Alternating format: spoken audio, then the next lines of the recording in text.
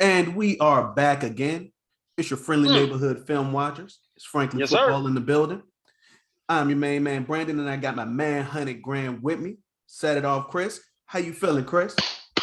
Hey, man, it's Sunday, man, right before America's Independence Day, and we wanted to get together because, we had some different things going on in our world. You've had some different things going on. I've had some different things going on. We ripping and Yes, running. sir. We always thinking and talking, being symbiotic in our love for the Dallas Cowboys and for this channel. So we talk about battles, man. We're in that dead period. We're in that dead period where you don't see much going on, and so we need content.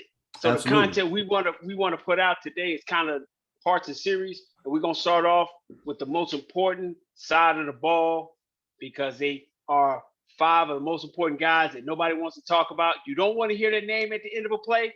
And you sure as heck don't want them hurt. We want to talk about this O-line. Yeah. So tell me how you feel about this O-line, man. All right. So we're talking about camp battles, position battles before we go into camp later on in the month of July. And so I think that there are going to be two positions within that O-line where you're going to see some real competition. And I'm gonna say that is at the center position and that is at right tackle. Okay. Now, a lot of people may not think the battle for center will be one that will be highlighted off the bat, but I don't think that Tyler Biadasz' job is one that's going to be secured right away, and that's mainly because Alec Lindstrom is there. For those that do not know, Alec Lindstrom is Chris Lindstrom's little brother, so he has pedigree there, and he came from Boston College. Very, very underappreciated school. He has the pedigree on his side. So if Alec Lindstrom continues to show the positive traits that he has in OTAs, I think that he can definitely come in and make a statement for how he may possibly want this job. Coming into camp, yes, it'll be Tyler Biadasz, but I wouldn't say right away that no one can take it away from him. What do you think about that? So you're saying Alex Lindstrom, who's undrafted, right? Yes. Undrafted free agent, correct? Is going to jump Matt Forniak, who's had a whole season inside the system, and supplant Tyler Biadasz.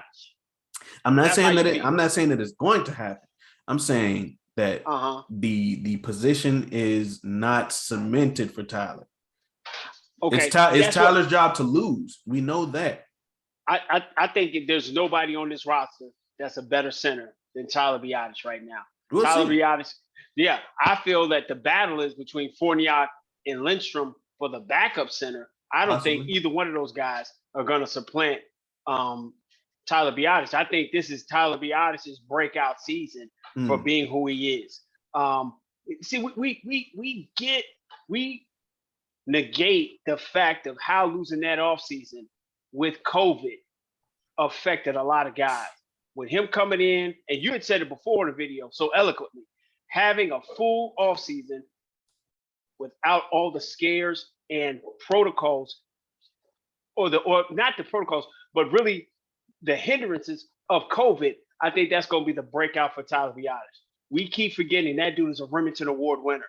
That dude getting him in the 5th round because he hurt his hip is huge. Him having that first year of being there and getting into the system, I think he's going to show and prove. Towards the back half of the season, I think he was probably our best O-lineman next to Zach Martin. Well, so go ahead. Well, you mentioned the Remington Award. I mean, Alec Lindstrom was a finalist for that award in 2021.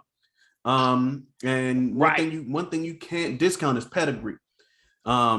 When Chris Lindstrom was about to be drafted in, I believe, 2019 or 2020, somewhere around there. It was talked about how he was going to be the 4th person in his family to play in the NFL. Alec Lindstrom is now the 5th person in his family to play in the NFL. So we cannot discount pedigree. He has the family history to do it. Okay, He has that Remington Award, traits as well. So that's something that Alec has in his favor as well. So I think he has that. So him and Matt Forniak go battle for the backup. The guy who's going to lead my team out, I believe, and I don't think it's even going to be even close. Outside of barred injury, they're fighting for the second spot. I think Tyler Riadis has that position secured. Your thing is at the tackle position, because we all know on this channel and in the YouTube Cowboy world, you have little to no love for Terrence Steele. You don't trust him. You don't like him. You're not gonna help him across the street. You're not gonna give him $1 if you're on the side with a homeless on a dollar. If you got a homeless sign, you are not a fan of Terrence Steele. Now, here's my question, my friend. Okay. Who takes Terrence Steele's spot at right tackle? You feel right now. Now, here is another thing where it is Terrence's job to lose. He will come into camp where he will have those first team reps. But we have seen where the coaching staff has given both Matt Waletzko and Josh Ball starting reps in minicamp and OTAs. So they've already been giving the guys behind him starting reps with Zeke, with Tyron Smith, with Zach Martin. So they've already been sniffing at the guys behind him. So, say what you want. I'm just saying that the writing's on the wall, Now. Okay, so let's kind of go ahead.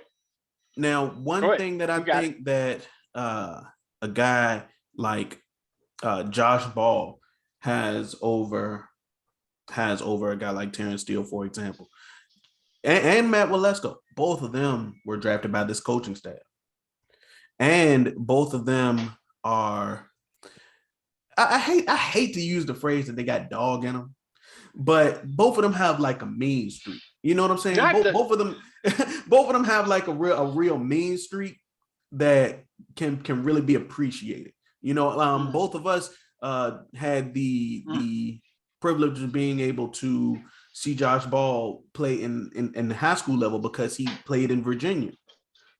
He played maybe 30 to 45 minutes away from where I live. So I had the pleasure of being able to hear about him at the high school level. He's been that mean for a long time.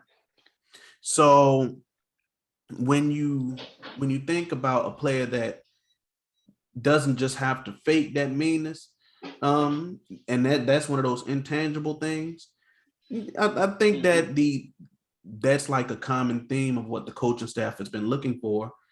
And, they may want to, well, not may want to, they have been wanting to implant that in their line.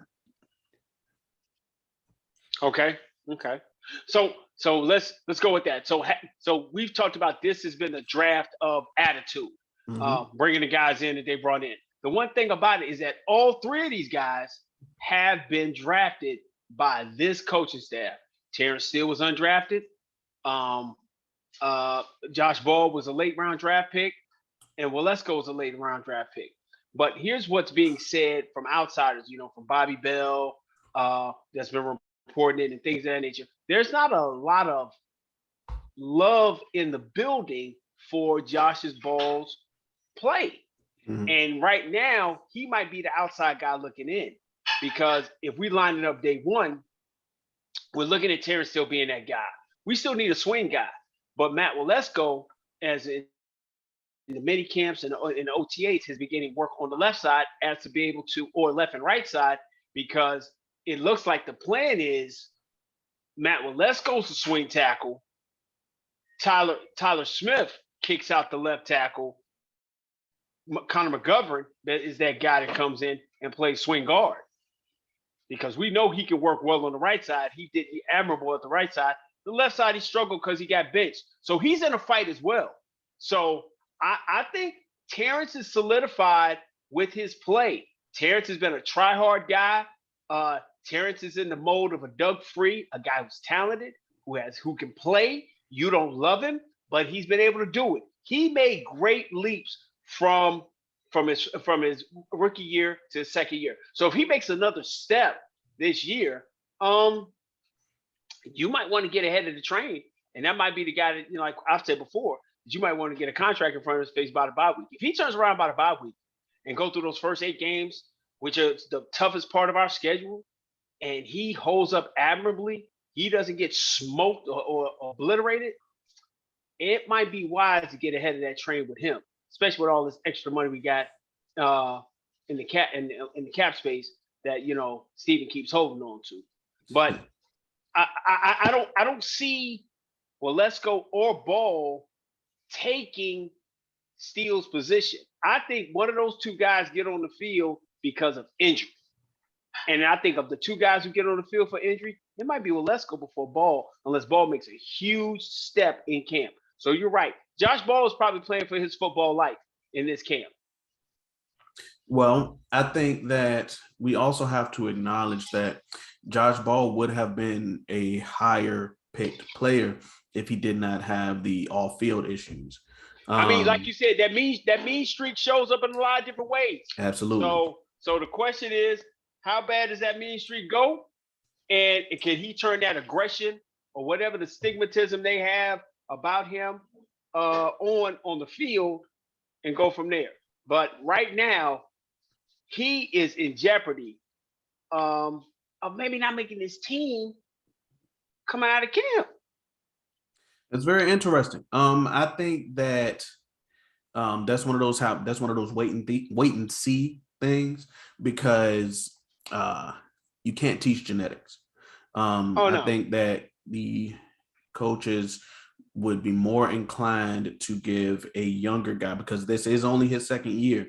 I think that they would be more inclined to give that guy more opportunity to see if he can take the step, especially if they're not quite sure of his play yet. Now, well, let's go. There have been some positives coming out. He's your guy. You've been on the look, man. train. That's your guy. So you standing like a proud papa. You are now the father of Matt Waletzko, and you are in the camp to try to get him to the next step. So Matt Waletzko has got some side. He's got, like you said, you can't teach genetics. But he came from North Dakota. Yes. Not North Dakota State. He came from North Dakota. But this guy has been showing, improving, and saying, hey, I'm learning behind a 12-year veteran. He's walking it like he's a swing tackle. And when you start talking about Josh Ball, you're not hearing those same vibes coming out of camp from the different reporters that are speaking on it. So that is a legitimate battle. That battle, I don't think it's a battle for the right tackle. I think it's a flat-out battle for swing tackle. And that might be huge, because if Waletzko can be that guy to be the swing tackle, then that makes your offensive line even more how can I say it? It gives you the depth you want, that when Tyron Smith goes down, you have to say when. You got to say when. Oh, yeah. Oh, you're going to say, no, that is part of when he goes down. Yes. And how long he goes down, can that guy play? Because if Waletzko comes in this year and can give you 5 to 7 games and keep Tyron down to the 12 to 15, okay. What's the over-under on Tyron Smith playing left tackle this year? I said that he would play 11. Okay, so since that's missing 6. That's missing 6. No, brother, no, sir. That's our goal is 19. Our goal is 19. Well, that's okay. My season is 19 games long. There we go. Okay. So there we go. So if he gets me 11, and I get 7 out of Waletzko, and then I turn around and get one more year where I can get Waletzko in the offseason, then I may have my left tackle of the future. Yeah, it might work out. But for camp purposes, we putting the Nostradamus crystal ball on it just for camp purposes. The guys who fighting for positions is going to be Matt Waletzko and Josh Ball. Okay. How do you feel about your guard situation? Is there room or is there a battle to be had between Matt Forniak, who can play guard and center, and Connor McGovern? So I think that Connor McGovern is in a very Connor. I think that Connor McGovern's rope has gotten shorter because of what happened with Connor Williams. Connor McGovern already was not as good as Connor Williams, you know, and the coaching staff soured on Connor Williams after the 2021 season. Because of his penalty rate. You know, he was more of like, if there's this one famous picture going around, well, it's kind of like a meme at this point of him like off of his feet in the San Francisco playoff game. Okay. So the coaching staff, I think now is a little bit going to be inclined to be less patient with Connor McGovern. Now, I think that the swing guard position is going to be his to lose. Both of them are behind Tyler Smith. Let's get that understood.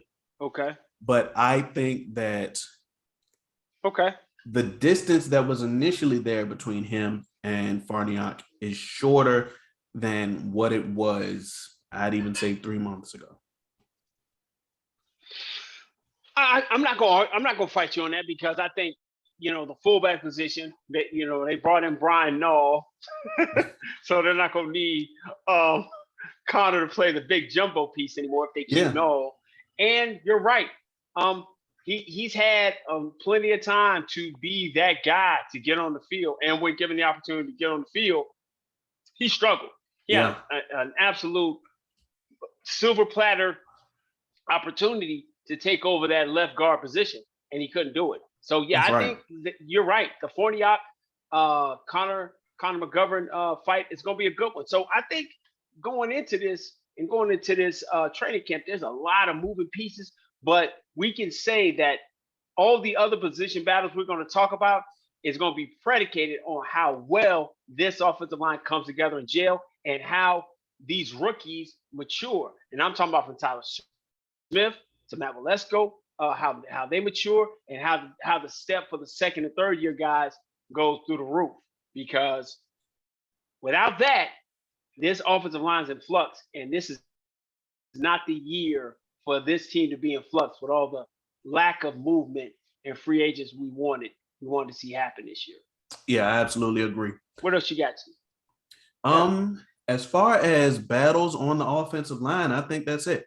There is no battle with Zach Martin. Okay. There is no battle with Tyron Smith. The only battle with Tyron Smith is with his health. Tyron Smith's doctor is battling him. I think that's the only battle at that position group that we have. Okay. Yeah, that we are in symbiotic flow with that, brother. We are on the same page. All we want from Tyron is 12 to 13, Tyron Smith, demigod, Thanos level play, and that'll get us exactly what we want. So give me your offensive line at the beginning of the season, how you want it right now. Give it to me. How I want the offensive line day one? How you want it. Tyron Smith, Tyler Smith. For right now, I'll say Tyler Riadis, Zach Martin, Matt Waletzko. What? The flat out, with all disrespect, you want Matt Waletzko as your starting right tackle. Yeah. Okay. I won't stutter on it. Okay. Stand on it. 10 toes down. You standing on that. Okay. All right. Well, my offensive line I'm looking for coming out first game of the season, playing Tampa, whooping Tampa's ass, is going to be Tyron Smith, Tyler Riadis, Zach Martin, and my man Terrence Steele. He has graduated to be calling him by his government name, Terrence Steele, and that's what I'm looking for. My backup guys, I'm definitely looking for. I'm my swing guard. I'm gonna go with Farniok. I'm gonna go with Farniok as my swing guard. And I'm mad at it. I like Farniok as my swing guard playing out there. Who do you got as your swing guard? I'll say Farniok. I mean, just because I think that this coaching staff is going to have a shorter leash on Connor McGovern. I think that both of them would make the same mistake, and they would hold it harder on McGovern than they would against Farniok. Okay. All right. And then your backup center, you're going to have Alec Lindstrom. Yes. Okay, that's your backup center. Well, man, dude, that's about it. This is what we talking about with the O-line. We got position battles, man. We got 2 weeks before we get any more real content. And then the first week you got real content, I'm running all over the country. But in the meantime, this is what we doing, man. Listen, this is how we get down on a regular basis, man. If you lasted this long with us and we're almost in of our time, make sure you hit the like button, make sure you hit the subscribe button, and man, share it. You probably got friends who think they know more than us. We welcome the banter. We welcome the comments. So as always, man, I'm set off Chris and hanging with my main man BH. And we are Frankly Football. And until next time, Peace.